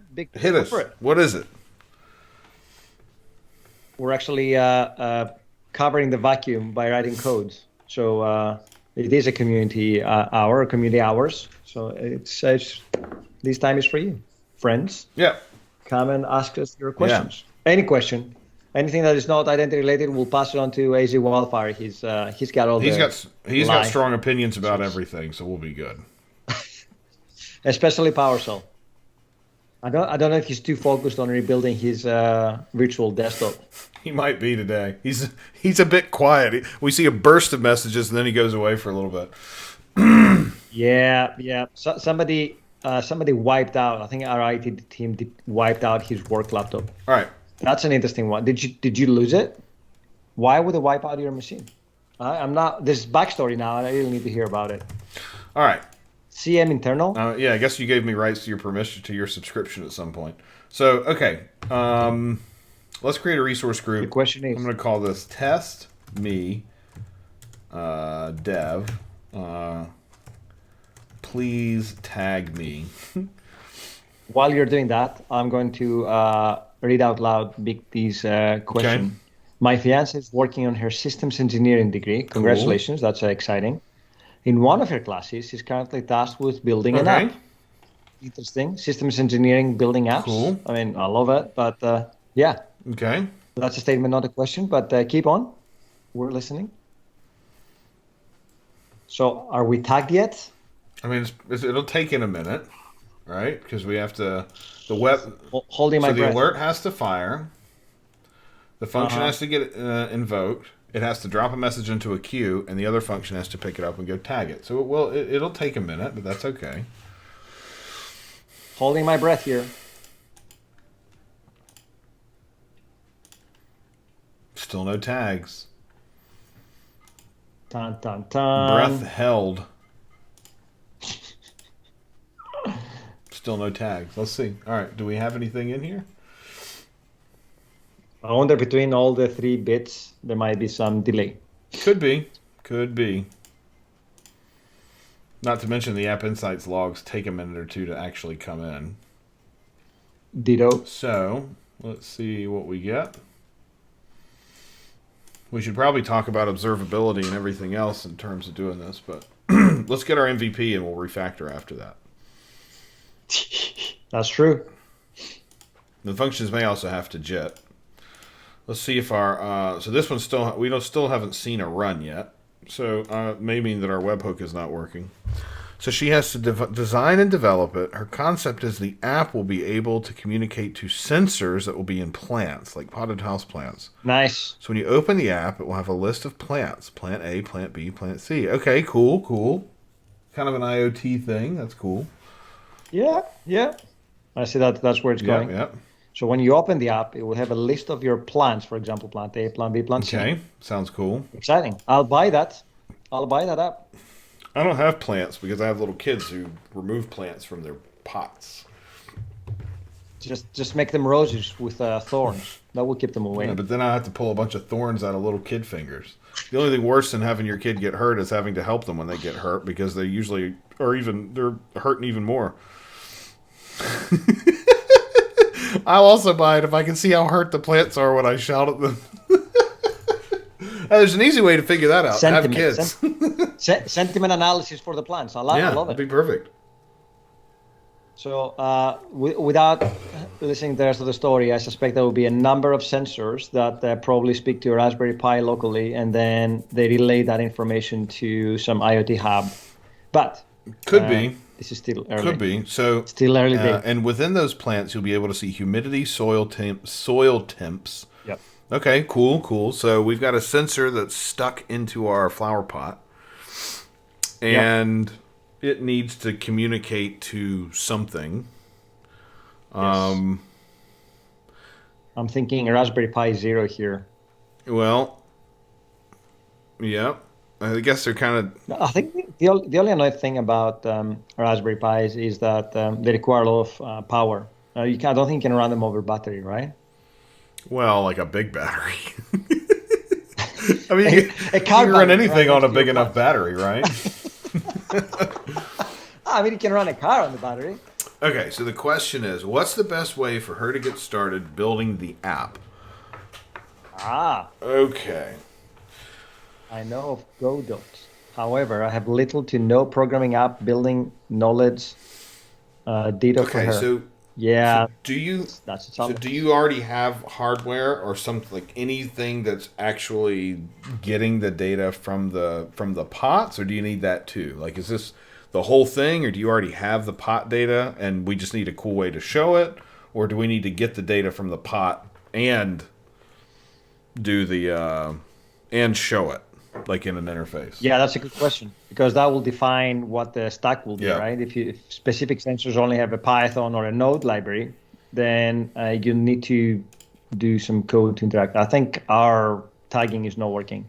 Any ideas, suggestions on where to get started? She has iOS, I have Android. I hear iOS is a nightmare. Now, before you go down to the very specific implementation details, we need to know how you're collecting the data. Do you have any information on that? Yeah, so I think one place to look. So I've used something called Pebble before. Pebble.io. Oops, that's not the right one. Wait, Pebble, like the smart device. There was a Pebble watch, wasn't Photon. it? Back in the day.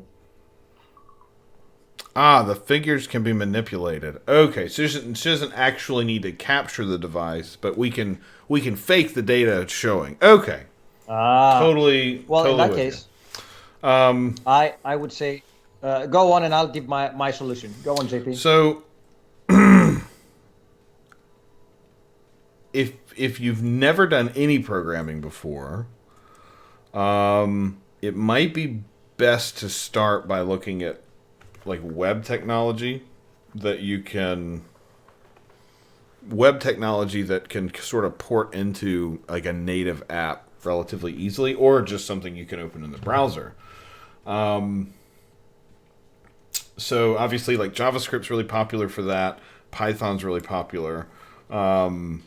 And so you essentially build kind of like a website, and then you just, show the website on your phone. There are some other things, like in the Microsoft ecosystem, we have something called a Power App. Power Apps, though, give you kind of a cool drag and drop type of experience where you pull certain things over and say, I want it to look like this. There's actually something called Azure IoT Central that does a very similar thing and lets you fake the incoming data. But the best place to get to, if you're wanting to build like a proper mobile app, like a native mobile app that you install, Flutter, Xamarin, what are the other ones? There are a couple of frameworks that allow you to write once. So Xamarin is a .NET solution. Flutter uses Dart. But I would recommend something else, which I've used in the past. If you can fake the data, you can dump them into a Power BI, and then you can use Power BI to actually embed a Power BI dashboard into a thin cell, whether that's a web app or whether that's a mobile app. The beauty with that is you don't have to build any dashboards yourself. All you have to do is just pull that information, pull the dashboard via a web link into an app. So the most that you have to do is just code a web view inside your app. So it will be a single page. You load the app, and that app loads a web view, and the web view loads data from the Power BI dashboard. So all you have to do is just, in effect, fake the data inside the Power BI dashboard, and then embed it into your front end, whether that's a web app, whether that's a mobile app, whether that's a desktop app. But Power BI, Power Platform, the Power Apps is also a great way to go. Again, you don't need code knowledge. You just need to pull the data from a repository, whether that's a SQL database, any database that the Power Apps have access to, and they have over 400 connectors there, so lots of different options. Something to consider as well. Yeah. So in some cases, you might be able to solve this problem without even writing any code. Yeah, I would say to look at low code solutions, unless like the goal is specifically to write code. Yeah, Microsoft Learn, which Sean put in the chat, that's a good place to start to look at different things. Mobile app development is probably a more gnarly and hairy thing to start with. True. It may be better to start with web, because web, you can sort of get the fundamentals of HTML and CSS and how to make things look, and then add functionality with stuff like JavaScript on top of it. that may be a better place to start, because you could always pull up a web app on your phone. And for that, there are all sorts of resources available. We've got Learn. We'll have to find some of the other ones. In fact, I think there is a learning path specifically for Node.js that we published. Yeah, we have Python and Node.js in our Learn Yeah, platform. so this is building applications with Node.js. This one actually is pretty good. We've heard from folks that they really like this one. And it's had like hundreds of thousands of people come and do it. So I'm pretty sure this would be a good place to start. It kind of gives you an intro to what everything is, creates a new project, how to debug them, files, whatever. And the way these are designed, you can kind of jump in and jump out whenever you need to. So this might be a good place to start. At least for sort of getting familiar. And this is a relatively new one too, and we just talked to some folks about it the other day, which is kind of what made me think about it. So maybe start here. I would say, I mean, JavaScript certainly has a lower sort of entry point. Yeah, like you don't have to have a whole bunch of programming background to feel comfortable in JavaScript and get going, be productive with it really quickly. Python's sort of the same way. So I would stick to one of those two, but if you were really interested in .NET and wanted to do it in .NET, there are certainly ways to do it in .NET that are not difficult to get started with. There are a bunch of these learning paths here. If you wanted to do a .NET one, there's a Xamarin one if you want to build mobile apps. In fact, if you go to .NET, come on, JP, .NET, we do have a learning. There's a getting started right off the bat. So at the very top is to get started, and it takes you to your first tutorial. It takes 10 minutes to create and run your first app. Yeah, this is actually kind of cool too, because it's in the browser. I remember this, so you can try .NET in your browser. Code editors loading.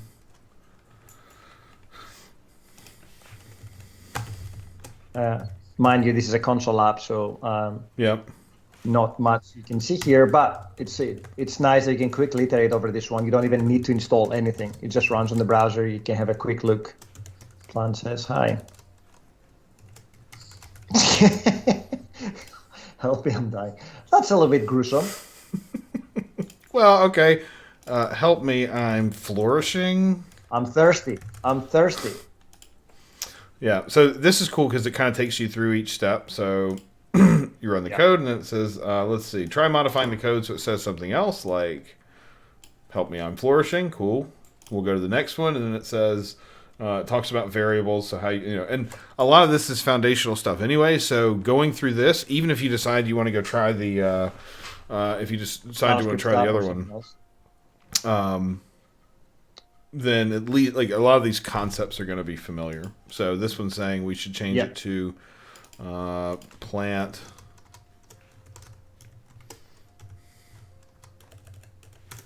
Plant name. We'll give it a variable name called plant name. So we'll. I learned a new expression today. This browser tutorial is klutz. I thought the kids these days say lit. I am so far behind the times, man. No, you can't start programming without outputting hello world. It's the rite of passage. You need to output hello world first. Oh, it's expecting me to do something else anyway. So, but yeah. So, yeah, but it's. But yeah, these are cool because it's in the browser. You don't have to download anything. You do it. I mean, hell, you can even do it on your phone. Oh, there's one other thing I found, which I used a while back, and I didn't finish it, but it's called Execute Program. And I found it really, really quite neat. Although it may be for, it may be, yeah. So this is people already know a programming language, so maybe this is not the best thing to start with. So forget that I said that. Anyway, Klutz and lit, they're not opposite. Lit is awesome. Klutz is bad. I thought Klutz was awesome as well. Oh, I guess try. I thought it said this was powered by try.net, but that apparently doesn't exist. In part. Yeah. So. But I'm older than JP. Not older than me, though, Sean. So I think I'm the oldest in the gang here. Despite my good looks, I am older.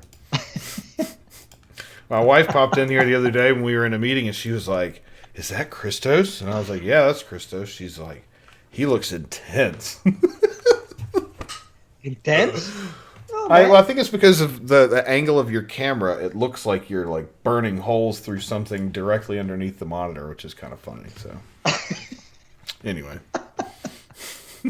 maybe I was responding to some weird email or message. But okay, our function finally got called. By the way, oh, it did. it got called. Looks like it got Yeah, called that took a while, but it's 4 fine. times. So Success, success, success. I love that. okay, so this was the one that received the call, right? Oh, and one more thing, Okay. a big D, Glenn. Feel free to ping us if you have any questions on getting started. If you want to ping us privately or whatever, you or your girlfriend, feel free. reach out. Let's go look at our queue message and let's see if our queue got any invocations. Our queue function, it did. Yes. So They executed for 253 milliseconds. So executing tag resource group, cool. New queue message detected on resource group created. Okay. So it's been dequeued once, which is our dequeue, Nice. and it didn't run more than once. Which typically the way you work with a queue is you peek a message. So if I've got a backup of messages, I might take a peek at the first one, and peeking it means I can also hide it. So I'm going to hide it for a little bit. And that hiding means the next or the other worker who's working is not going to see the message that I just looked at, which gives me a period of time to go and look at it, or go try to do the work. And you set what those are, right? So typically we peek a message, but we don't delete it yet, because if we delete it, if we were to fail processing it, then that message would be gone forever and we'd never be able to process it correctly. So instead we do a peek. Now we need a sound like. Hang on. I need to get my Stream Deck connected and hooked up to the stupid output sounds, because I have all these awesome sounds. I can't push them into the stream. Yeah. So anyway, so you want to peek your message, which hides it from the other consumers. Do your work, and then when your work is finished, so we've tagged the resource group or we've done something else, at that point, that's when we want to delete the message, because that means that hey, we do have a Discord. We haven't announced it to anybody, but we do have a Discord. Yes. So also, there's an ak.ms link that we can give you so you can sign up for I think it's 425 Show Whack Discord, maybe. Let me see. Anyway, you want to delete your message after you're finished with your work, because at that point the work is done and it's completed, and so that message shouldn't be processed again. So that's sort of the net. And that's why we'll do it. So, yeah, I think this is our channel, right? HTTPS ak.ms Discord. Yeah, ak.ms Whack 425 Show Whack Discord. So, yep. And I need to start running it now. I need to like set it to auto open or whatever on startup. Okay, so it says that our queue message ran. However, it doesn't look like my resource group got tagged. Do we tag something else? It did get tagged. Look at that. Okay, so our expires. I told you it was low. So our date format is a little wonky, which we can fix. But look, we've got tagged by the Thrazman. The owner is me, because I created it. And if we look, the function of this one is test. The customer is me. The environment is dev. And then the project is please tag me. So everything else, right? Look at that. Love it. Ready for production. Let's go fix our date. Why?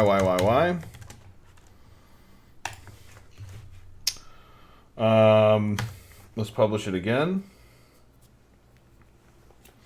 Exactly. Code with Sean. Yeah. Excuse me. So the other thing I was thinking. Almost as good as developers. So here's the other thing that's kind of neat, right? So we want to re-tag this one. And there's a whole other sort of thing that we haven't talked about, which is we're going to go scan our resource groups every so often, right? Oops, lost my ear. We're going to go scan our resource groups every so often and tag new ones that, for whatever reason, didn't get tagged when they should have been. So, in doing that, that'll give us an opportunity to re-tag. And by splitting these two functions up, we could have many different things that cause a resource group to go get tagged. For example, let's say we send a text message and say, hey, these resources are going to be deleted. Is this okay? And I write no. Well, we could just send generic tags to our tagging method here, our tagging function, and it could go and put different tags on it, right?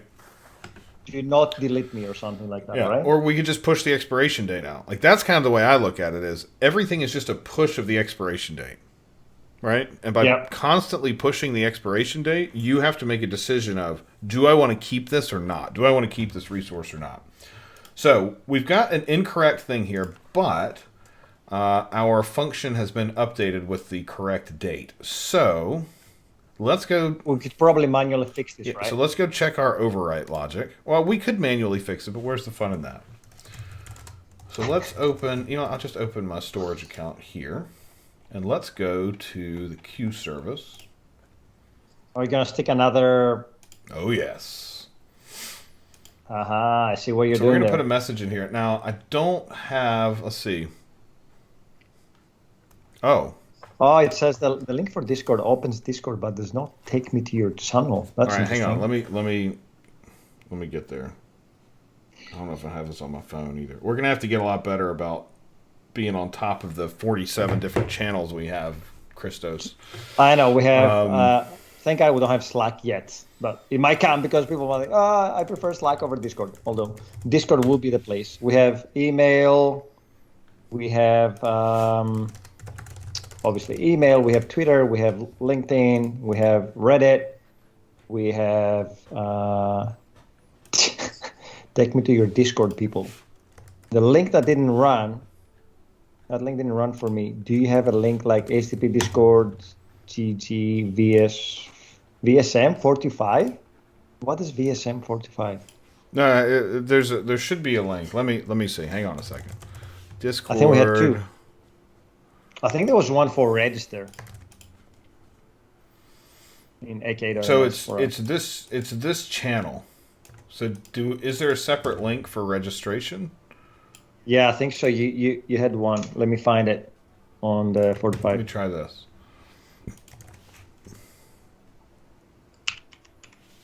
So the 45, we have Discord. Discord join. There you go. Oh, we do have a Discord join. Ah, okay. See, I remember because I saw it. So let me just put it down there on the stream. Ah, there it is. There's an invite code. There you go. There we go. Try that one. That's for the only time I beat you into pasting something on the. All right, so oops! Oh no, come back. Not that one also. Oh. What about the AK.ms link? Did that help? Yeah, the join link. That's the invite link. And if you want the full one, let me just do this. I'll just get you the actual Discord join link. It is discord.gg/emkbg8f. Is that not the one that we have resolving to that AK.ms link? It is. That's the one. It is. Yeah. But they resolve to the same thing. Big D's here. Big D Glenn. Hey, Sean. Nice. Okay. I'm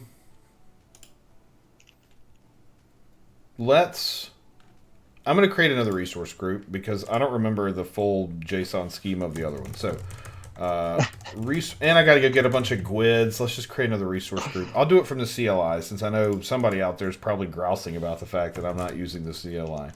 So, Azure group create location East US name test me dev a new RG for a new day. You could use the Cloud Shell stuff. That's my go-to, by the way. What do you mean? And it integrates with Terminal. What do you mean? Why would I use Cloud Shell here? I already got a shell. Why not? I already got a shell. Well, I don't install the Azure CLI locally. I just use Cloud Shell. Kaboom. So, last time I tried this, it didn't work. Why? because I have to sign in yet again. Which is fine. For the 90,000th time. Did you know that? Did you know that you can actually? What was I going to say?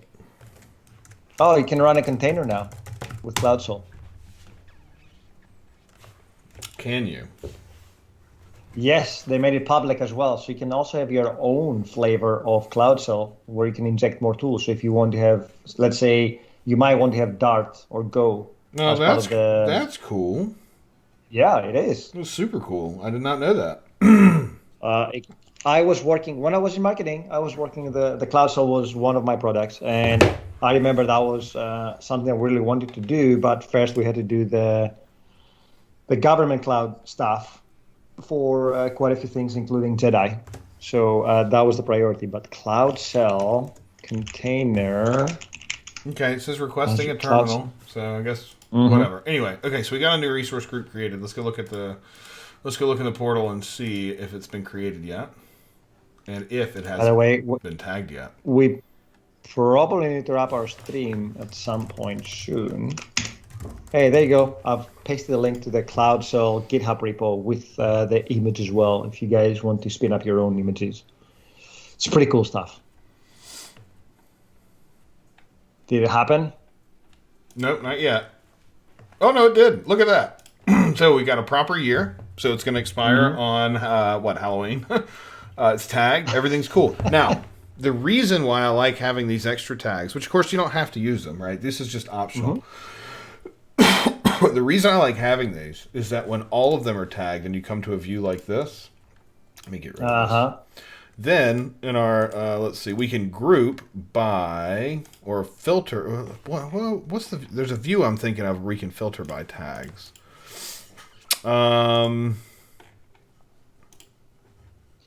maybe you click on the tag and takes you to the filter. Oh, add a filter. Sorry, where tags of let's see, expires equals, and you'll notice these are some old ones that have some bad dates on them. Oh, check that out! But here's our new one, so we can filter, right? So if I just want to see, let me see what's going to expire in October. We add the filter, and now we see it.